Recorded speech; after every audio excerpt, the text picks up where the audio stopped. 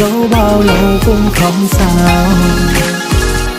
Mỹ An ơi xinh đẹp tuyệt vời, muốn theo em đi đến chân trời, lắng nghe tim bồi hồi ngày đêm nhớ thương em, đến nơi nào anh sẽ gặp nàng.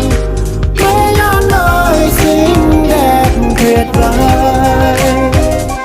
trái tim anh muốn nói bao lời, giấc mơ kia nồng nàn cùng em mãi sánh đôi, anh sẽ giữ mãi em không rời.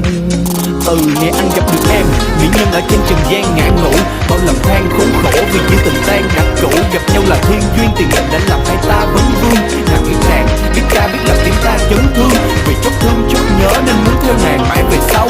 Nụ cười cả ánh mắt khiến ta lại càng muốn kề nhau. Dẫu mai sau có bao ngàn mỹ nữ sắc hoa gọi mời, thì nàng ơi ta sẽ luôn ở bên em trọn đời. Vì trái tim này đã lỡ yêu em từ bao lâu, người con gái dịu dàng như những cánh hoa hồng. Liệu rằng anh biết thì muốn nói nhớ em được không em?